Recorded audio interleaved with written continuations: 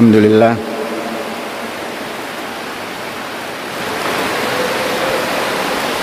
kita sudah hampir menyelesaikan setengah bulan libur. Tidak ada aktivitas belajar mengajar untuk tingkat pelajar menengah dan dasar. Saudara-saudara, belakangan ini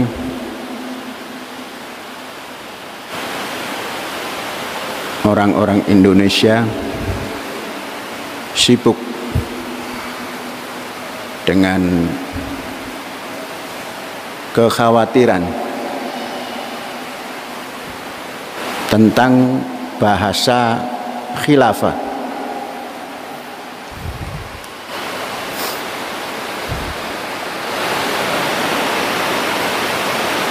Memang aneh.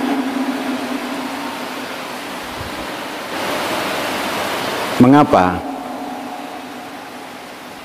bahasa itu diributkan?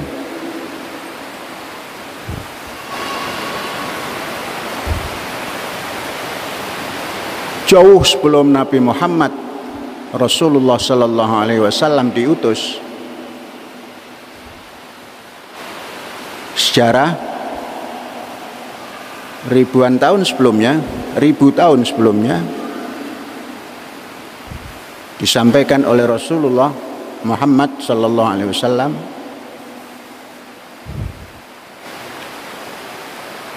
ada seorang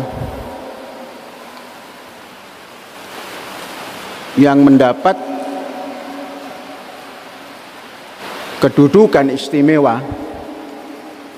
Kalau menurut Rasul Muhammad Sallallahu Alaihi Wasallam, dia dikasih mandat oleh Allah sebagai khalifah.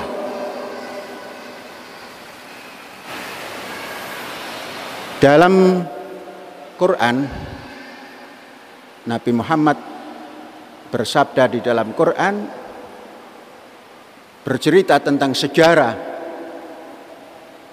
Ya Dawud, inna ja'alnaka khalifatan fil ardi. Apa misimu? Fahkum bainan nas bil adli. Katakanlah itu sebuah bahasa. Otak kiri membahasakan seperti itu.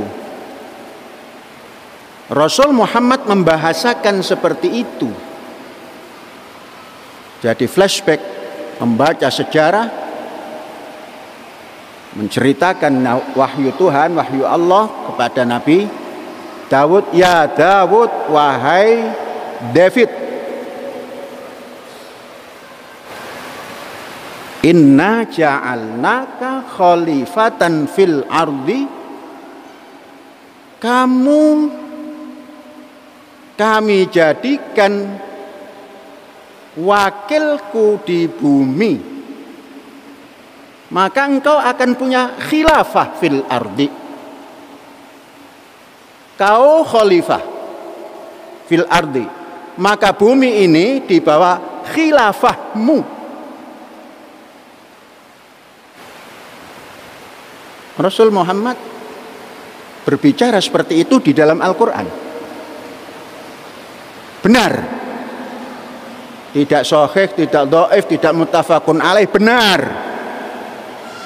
Maka shadaqallahul azim.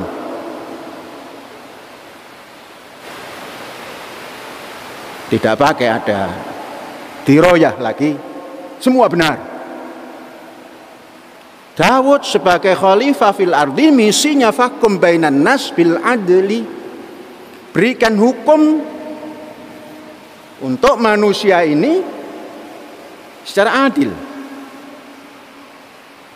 Bangsa Indonesia mengambil dasarnya kemanusiaan yang adil dan beradab. Rujukannya fahkum bainan nas bil adli. Karena adanya khilafah fil ardi, adanya khalifah. Maka Nabi Daud tidak pernah disatakan Rasulullah, tapi King David, Raja Daud. Tugas Raja Daud adalah memberi hukum yang adil di tengah-tengah masyarakat manusia ini. Untuk masyarakat Indonesia dasarnya kemanusiaan yang adil dan beradab. Maka kalau ada kepemimpinan yang tidak adil, bangsa Indonesia bisa mengoreksi karena mempunyai dasar kemanusiaan yang adil dan beradab. Mari kita tarik lagi. Itu 1000 tahun sebelum Rasul Muhammad. Sekarang Rasul Muhammad sallallahu alaihi wasallam ditarik. Rasul bercerita di dalam Al-Quran, menyampaikan wahyu ilahi, ungkapannya, bahasanya, wa ma arsalnaka illa rahmatan lil alamin. Aku tidak jadikan kamu rasul, utusan, pembawa risalah, kecuali menebarkan rahmat untuk alam semesta. Alam semesta itu isinya jalma menungso dan jalma-jalma lainnya. Itu alam semesta. David menjadi king, Nabi Muhammad membawa risalah, sampailah risalah itu ke seluruh lingkup alam semesta ini. Maka syahadat kita, asyhadu an la ilaha illallah wa asyhadu anna Muhammadar Rasulullah. Bukan Nabiullah. Nabi itu kecil. Di Bogor saja berdiri Nabi kan? Untungnya di Bogor, kalau di tempat lain mungkin nggak diapa-apakan itu. Lebih tinggi majelis ulama daripada Nabi Bogor. Nabi bisa diamandir. Siapa yang bisa mengamandir Rasul? Maka risalah Muhammad bergentayangan ke alam semesta ini. Masuklah risalah Muhammad ke negara Indonesia. Apa satu di antaranya? Ketuhanan yang Maha Esa. Risalah Muhammad sallallahu alaihi wasallam. Qul huwallahu ahad. Dibahasakan bahasa Indonesia karena yang duduk di Indonesia ini tidak semuanya mengatakan Tuhan itu Allah. Tuhan. Ya Tuhan. Ada Tuhan yang berbentuk manusia. Ada Tuhan yang di bawah pohon besar. Semua punya Tuhan. Ini membawa risalah Muhammad sallallahu alaihi wasallam, lakum dinukum waliyadin. Tuhan yang Maha Esa. Tapi kalau ingin penjelasan dari risalah Muhammadiyah, qul huwallahu ahad, Allahu asyhadu an la ilaha illallah. Masa kini akan tumbuh lagi agama baru, diyakini atau tidak diyakini. Agama teknologi, agama data. Siapa punya data banyak, dia yang berkuasa. Agamanya agama data dan lain-lain. Hidup risalah Muhammad sallallahu alaihi wasallam merasuk dalam tubuh bangsa Indonesia, sehingga menjadi dasar sebuah negara. Allah Al-Ahad. Wa ma arsalnaka illa rahmatan lil alamin. Rahmat, risalah dibawa oleh Rasul, intinya rahmat untuk siapa? Lil alamin, bukan untuk muslim saja, bukan untuk manusia saja, namun untuk segala makhluk yang ada. Maka semestinya manusia yang bersyahadat ini ya paham dong, pakai dong ini ya, bahwa semua risalah Muhammad ini untuk semua. Tapi yang tegas. Sekarang khilafah jangan diajarkan.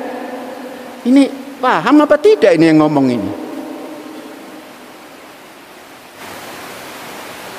Jangan membahas jihad. Sekarang itu semestinya jihad, khilafah itu bahasa yang keluar dari otak kiri yang halus. Maka otak kanan bangsa kita ini yang harus ditata menanggapi khilafah dan jihad. Otak kanannya yang harus jernih. Otak kanannya yang harus saringan yang super kecil, halus. Jangan bararadak. Kalau bararadak itu jihad diartikan badak, lempar. Karena bararadak saringannya, coba kasih saringan yang halus. Otak kanan tajamkan, tajamkan, tajamkan. Otak kiri sudah bagus. Khilafah, indahnya bukan main. Mengambil dari King David, turun sampai pada arsalnaka illa rahmatan lil alamin, tumbuh khilafah. Isinya apa? Wajahidu fi sabilillahi haqqa jihadih. Kok takut? Mari jangan takut. Membahasakan khilafah dengan otak kanan yang menjelaskan dengan jernih. Membahasakan jihad otak kanan yang dengan jernih. Karena jihad itu intinya adalah ayyujahida nafsahu bita'allumil huda wa dinil haq. Harus sungguh-sungguh bita'allumil huda, mempelajari petunjuk-petunjuk alam semesta ini, wa dinil haqqi, dan keagamaan yang maha benar. Itu jihad. Bukan lempar batu sembunyi tangan ingin masuk surga. Hai bangsaku yang duduk di masjid rahmatan lil alamin ini, tajamkan otak kananmu memahami makna jihad dan khilafah. Jangan kamu tutup, karena itu ada di dalam Al-Quran. Terjemahkan yang bagus, gunakan otak kananmu, saring, terus belajar, jangan pernah berhenti, perbaharui dirimu terus menerus. Lah kok kata-katanya yang dihapus? Kata-kata khilafah harus dihapus, jangan diajarkan. Loh, semakin dilarang semakin ingin tahu, semakin berbuat yang gak karu-karuan. Ajarkan, tapi saring. Artinya itu begini loh nak.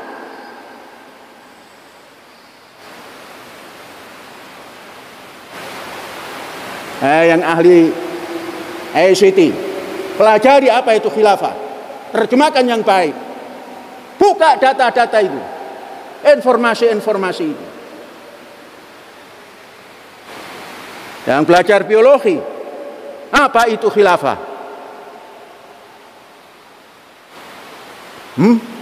Apa itu?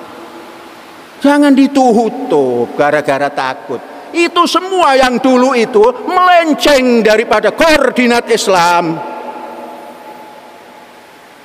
Nabinya rahmatan lil alamin, ini rahmatan li Bani Abbas.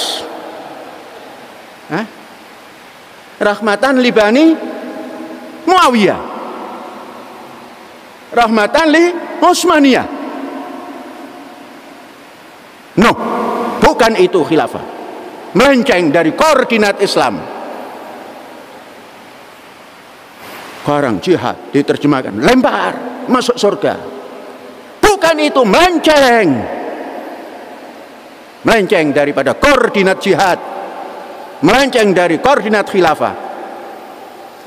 Nabi Muhammad saja, sallallahu alaihi wasallam, Rasul Muhammad nggak pernah mengaku king, nggak pernah mengaku khalifah, ana rasul. Syahadatmu gimana? Wa asyhadu anna Muhammad Rasulullah. Membawa risalah, digendong-gendong risalah, membawa informasi dan data. Nabi Muhammad punya database penuh informasi, disampaikan sebagai rahmat lil alamin. Baru setelah itu pengganti Nabi Muhammad, Rasul Muhammad, dinamakan Khulafaur Rasyidin. Itu mah baru. Melenceng lagi menjadi Umayyah, tambah melenceng.